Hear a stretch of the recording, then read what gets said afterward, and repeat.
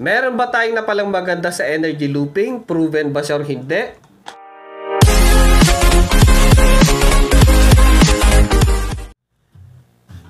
Sabi ni Sir Renante, ang tagal naman ang update. About yan guys sa Fusion Energy. Okay, gagawa na natin kasi marami naghihintay.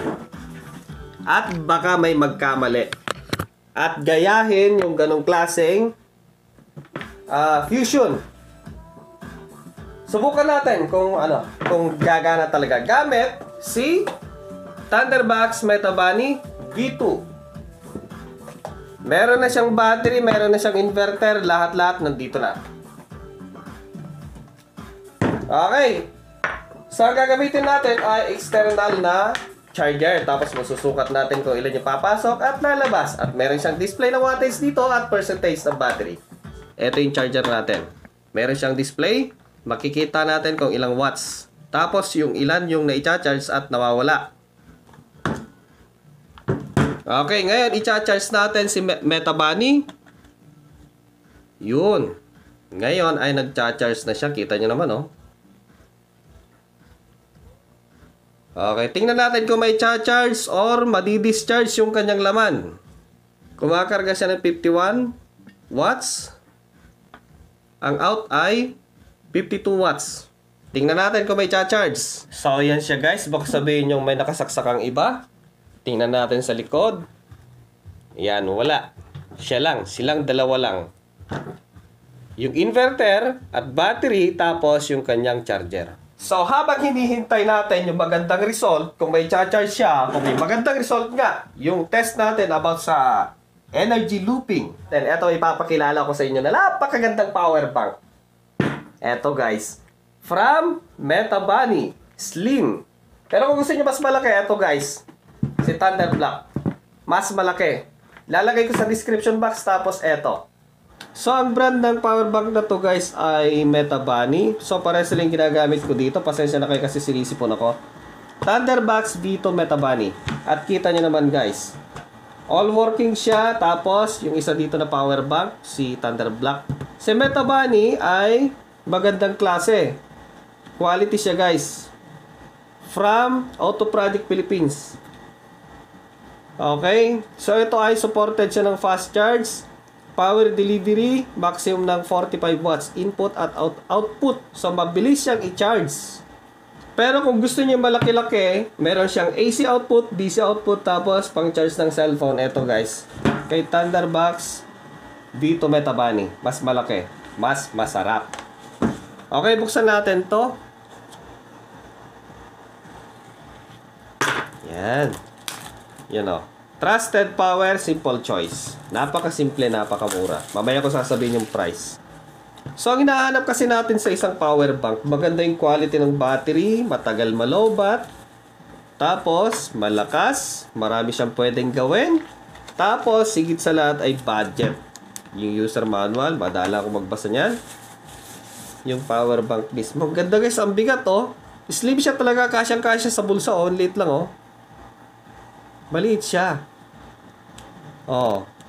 Tapos, meron siyang bitbitan dito. Siguro ito yung kanyang charger or charging input. Kasi wala na kasama ang charging cable. Ito na siguro. Boom! Okay, so multiple yung kanyang output. Supported ng power delivery. So, pwedeng mag-out ng 5 hanggang 20 volt. Depende sa gusto ng charger cellphone natin pala. Meron siyang power button tapos yung kanyang type A. So, naka 3.0 yung kanyang type C. Okay? Tapos, eto. Information niya. Thunder Black. Si Thunder Black pala tapos si Thunderbox ay iisa. Metabani. So, eto pala si Thunderbox at si Thunder Black ay magkapatid. Magkamag-alak sila. So, ang gaganda pala ng quality. So, ito yung pinag-charge ko sa mga cellphone ko. So, matagal ko siyang gamitin. Medyo may dito opening kasi binuksan ko na siya. Pinirdan. So, dito sa kanyang box, meron siyang display yan, So, subukan natin i-on. Yun, Wow. So, mayroon siyang status dito ng percentage ng kanyang battery. Sa gitna naman ay wattage.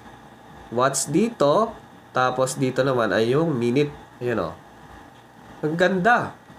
Para siyang OLED. OLED display. Itong ginagamit kong cellphone na to guys ay supported siya ng power delivery. Ibig sabihin, yung pumapasok dito sa kanyang charging input ay 20 volt. So, i-try natin. Boom. Ayun o. Check natin kung ilang watts yung pumapasok. 10, 11, tumataas siya. 13, 15, 17, 18, 20, 23, 26 watts yung pumapasok. Okay, so pwede rin natin gamitin yung iba. Yung kanya Type-C output. Eto. Try natin. Kung parehas sila. Sa tingin ko parehas lang yan eh. Okay.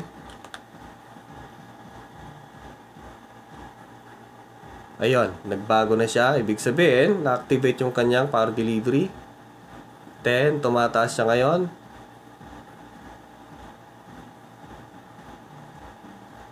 19, 20, 21, 23, 24. Ibig sabihin, ayun o, 26 na. Na-activate yung kanyang power delivery. So maganda guys. Subukan naman natin sa Type A. Boom! Na-activate ka agad.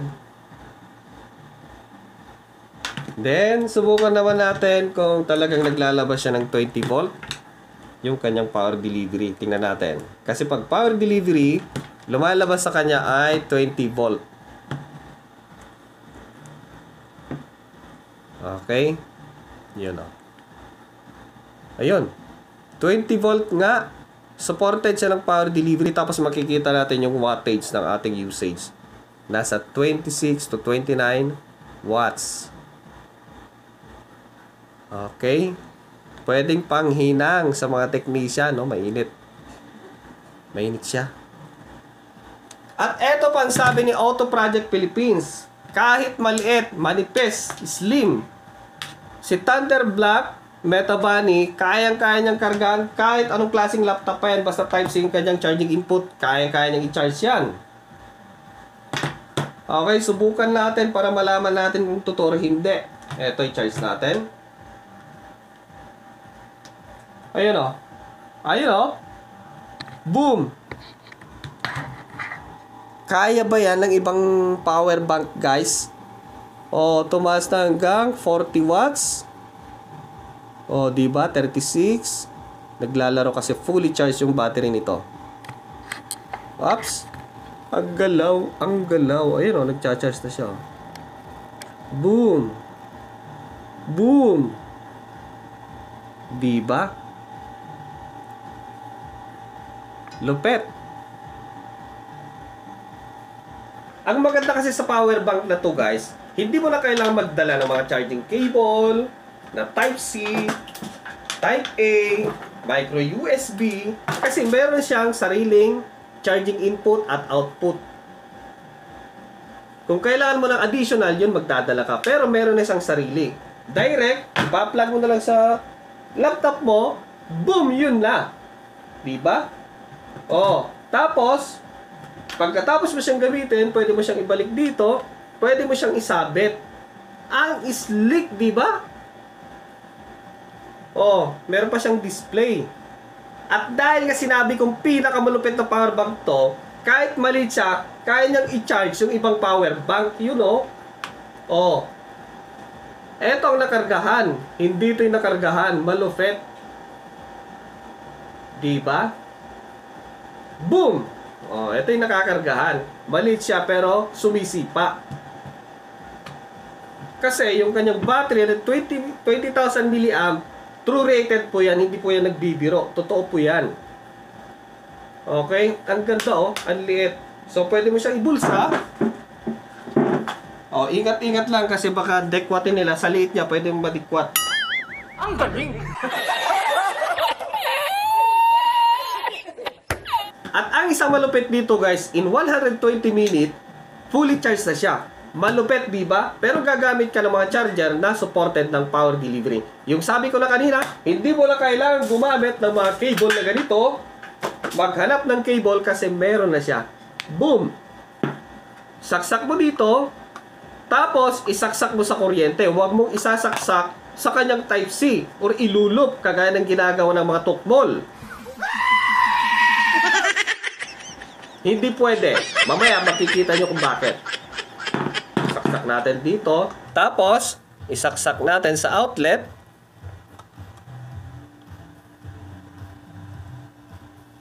(2.8) Pataas siya ngayon. Ayun, 41 watts yung pumapasok. Okay. One dilasag, pwede ba yung ibang mga charger kagaya ng mga ganito? Pwede guys, kaya lang mas matagal. Mas magandang supported ng power delivery. Mas mabilis, mas maganda. So ilalagay ko na lang po sa description box yung link nito at link yung ating Thunder Black na mas malaki tapos yung pinakamalaki. Para sa mga interested na bumili ng ganitong klaseng power bank, si Thunder Black Meta Bunny, ang price po nito guys sa Lazada at Shopee, nasa description box, 1,199 pesos only. Pero kung may budget kayo, kung gusto niyo malakas-lakas at kumpleto, si Thunder Box V2 Meta Bunny. Pero kung gusto niyo yung medyo malaki, eto guys, mas malaki, mas masaya. Okay, this is it. Makikita natin kung meron bang magandang resulta para sa mga naghintay ng matagal. Sa ating test sa Fusion Energy Kuno. Eto. Kaya sabi ko na guys, sayang lang yung pagod nyo pag gagawin nyo ito. Yung energy looping. Kasi nga, kung proven siya at effective, dito palang ginawa na nila pero hindi guys. Hindi rin. At hindi rin sa power station. Yung walang tapon, unli. Wala pong ganun guys. Walang libre. In short, so patayin na natin.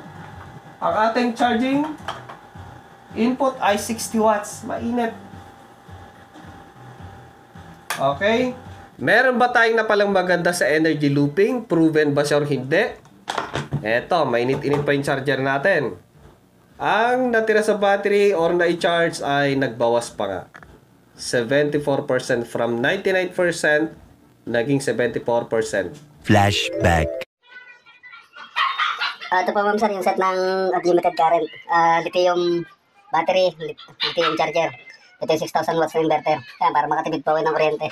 Lagay nyo lang po ito sa positive, negative. Pinitin nyo po yung outward. Yan, may power na po. Tapos ito pong lithium charger, saksak po sa taas. Lagay din po yung ano para tuloy-tuloy habang ginagamit, nagkakarga po itong battery. Hindi po malolobat yan, hindi na kailangan ng kuryente o solar power. Ayan po, ayan. Yan, nagkakarga na po yan. Tapos, isaksak po natin itong aircon. Ayan.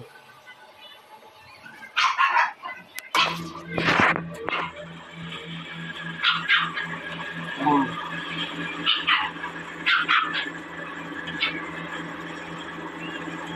Yan, laki pong matitipid yan at wala pong patayin yung aircon nyo dyan.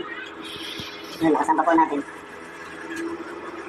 Kung gusto nyo pong sabay, mag-extension na lang po kayo. Kaya po niya kahit kasabay yung electric fan.